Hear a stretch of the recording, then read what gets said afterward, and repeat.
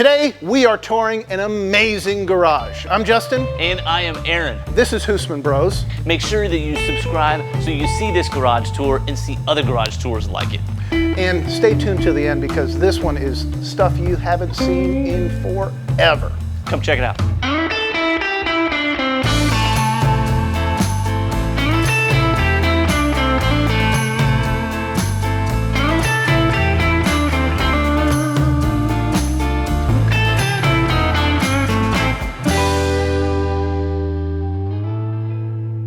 So we're up here playing a little sink or swim, and it's hot here in Texas. We are plumb in the middle of boating season. Justin, how you feel about boats? I like big boats and I cannot lie, but I don't think that you're using the term correctly. Well, you know, some people call these boats, these are the big classics of the 70s and 80s, and these are some of the most unique vehicles that we've seen because these are cars that have been used up. But we're starting up here in the lounge.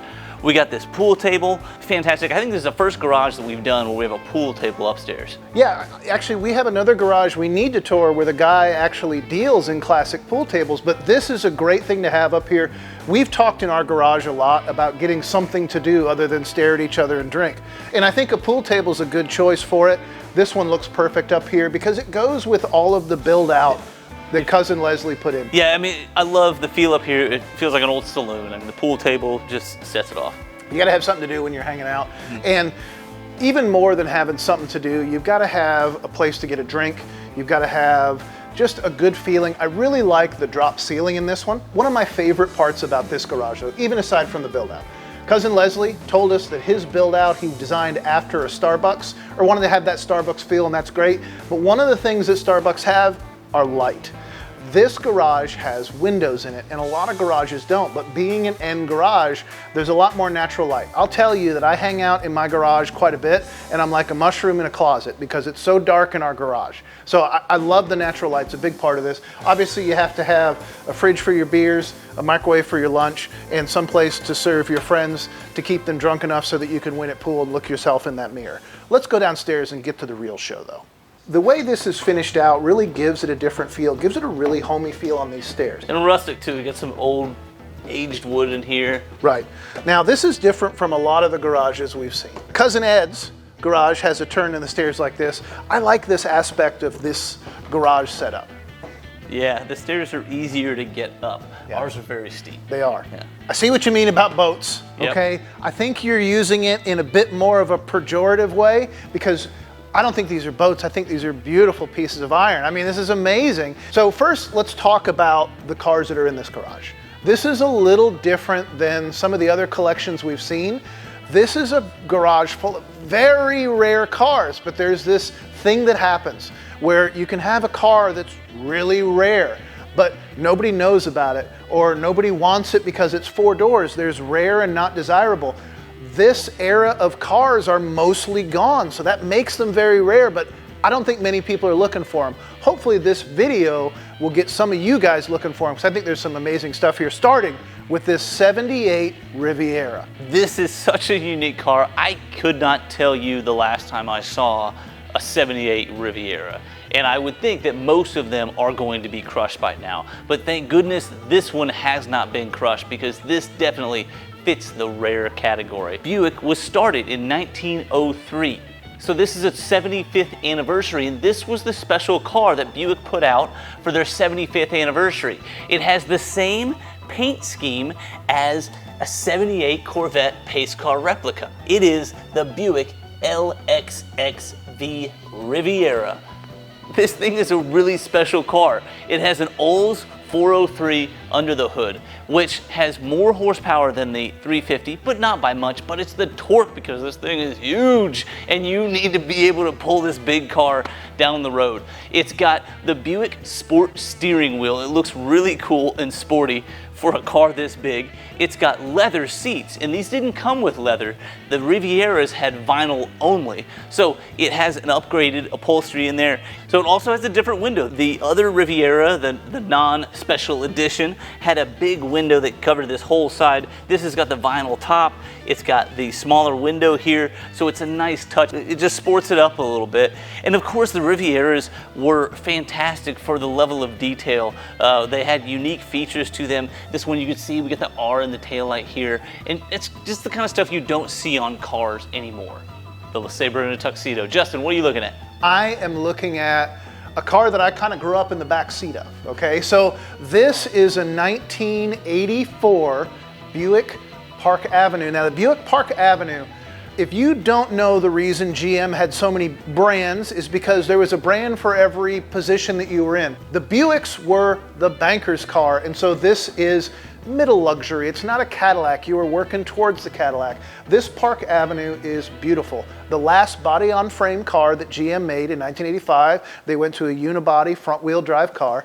The reason I say I grew up in the back seat of this car is that my grandfather, who was a traveling salesman, had Oldsmobile Delta 88s built on the same platform as this, and so I spent a lot of time in the backseat of this car. Now this one is just beautiful, and when we talk about a car that you just don't see anymore, once this car got passed down to the kids, the maintenance didn't happen, it probably didn't get washed as much, and then it got sold, and so these kind of cars in this kind of condition are nearly impossible to find. When the government did cash for clunkers, it probably took 90% of these cars off the road, because at that time they were given $5,000 for this car, which would have been worth a couple grand. This one though, couldn't tell you what it's worth because it's perfect. The interior is beautiful leather and wood. It's got the front end. Buicks are also a little bit sportier, so it's got a little tilt to the headlights here. Perfect grille, perfect chrome, just a perfect four-door car. Now, I'm gonna put on my other hat now, my insurance guy hat, and here's one of the challenges with a car like this, is that when you've got four doors, it's very hard to get classic insurance coverage on a car like this. You'd almost have to have a collection in order to get this car covered as a classic. Rare, no one's looking for it, really, really neat to see in this kind of condition. Now Aaron, you're over there by that beautiful yellow Cadillac. Now, we're moving from the bankers and middle manager car to the director's car, so tell me about it. We're looking at a 1983 Cadillac Eldorado Buicks.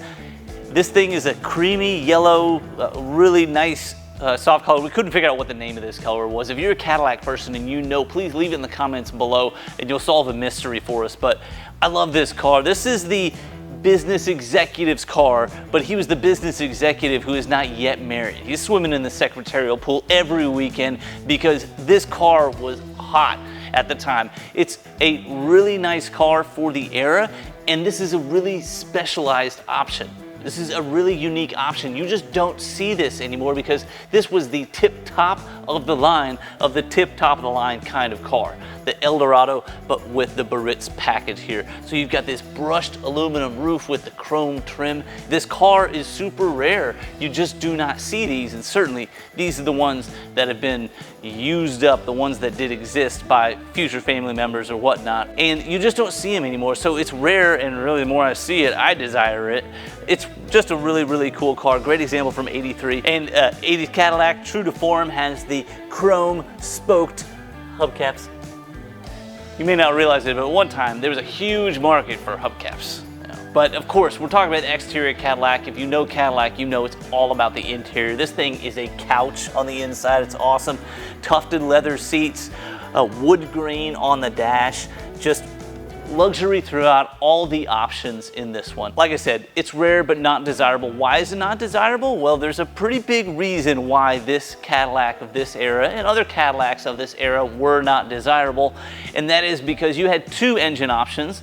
The V6 option, which is not going to pull this big boat very easily, or you had the HT 4.1 liter V8, which can pull this for a certain period of time, except that it has aluminum heads, and that didn't go so well for a lot of extended and prolonged usage, especially when the maintenance wasn't kept up, and this would be a maintenance nightmare to have to keep up with. So this engine nearly bankrupted Cadillac because they had to replace so many of these engines and so many parts, and that's why a lot of these cars did not survive, and they are not desirable because who wants to take on a 40-year-old car that could have an engine blow up? So any good garage needs a lift, and this one is no exception, has a lift. It's got a 4-post over here so we can stack a couple of extra cars. And this has a full 6 cars that you can fit in this garage based on the setup right now with the lift. So what do we have over and under the lift? What we have here is one of the newer cars in the collection. This is a 95 Lexus LS 400. Now there's a couple facts that are always true. If a nuclear bomb hits an area, there's going to be a Lexus LS 400 and there's going to be cockroaches and maybe Twinkies, I don't know. This is a great car. Probably one of the rarest ones around because it's only got 80,000 miles on it. These cars go forever. I challenge you to find one anywhere that's got less than 150, 200,000 miles on it. Comes in the best color for a Lexus LS 400. That's old man tan. That's what this car is. This is the one you want. Don't get a black one. Don't get a white one. Don't get any other color than old man tan. I don't know, it might be champagne. I don't know exactly what it is, but fantastic car. This car is the car that Lexus used in the commercials where they put wine glasses all over the hood and then ran the car to show how smooth it ran. Amazing, amazing cars. But this one up here is from one of my favorite eras of Ford design. This is a 1991 Crown Victoria. Now, when I say Crown Victoria, you may think police car, ovals, all those things. I think this is the best era. One of my dream cars, given unlimited space and unlimited money, would absolutely be an LTD from this era. This is the last year of the square style like this. In 1992, suddenly everything got streamlined, and the Crown Victoria was no exception. Beautiful car, rare just because you don't see them anymore, because again, these are all the cars that got handed down and used up. It is hard to find cars like this anymore, and it's just incredible to see so many of them. The sad thing is that this garage is only scratching the surface of Cousin Leslie's collection. He's got an amazing eclectic collection of these type of cars. Hopefully we'll get to see more of them, but we absolutely saved the best till last. Dr. Spock? I'm just checking this out. I always love the Riviera hood ornament here. The lines on this car are second to none. I think this is one of the most beautiful classics. It's one of the more recognizable ones. I think a lot of guys who know cars, if you see some lines of a Riviera, you know exactly what you're looking at.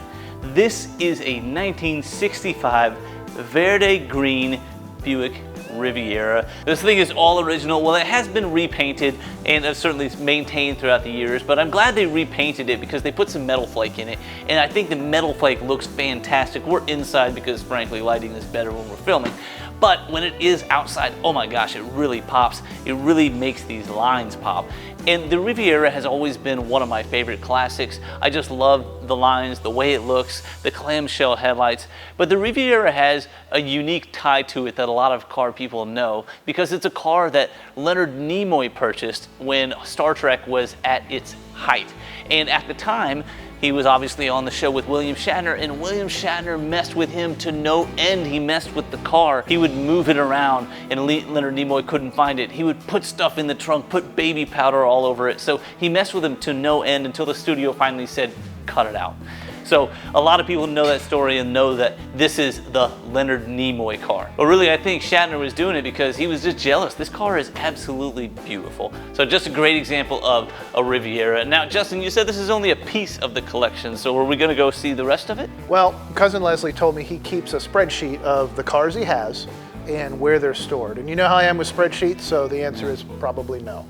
What, is he got them squirreled around like he's got them hidden all over the place. When you have a collection that is into the dozens of cars, it's hard to find storage for them. You know, to be fair, if he dealt in a bit of a smaller car, he could fit a couple of more in here. I think that's one of the challenges he probably has between the... It's like RV storage. You know? Exactly, between the square footage you need for the cars and then the gas to just start them up and move them around. Yeah. It's a very expensive hobby, Cousin Leslie. Exactly. So thank you so much for watching. We hope you enjoyed this. It's a little bit different than some of the cars we normally see. Yeah, I know.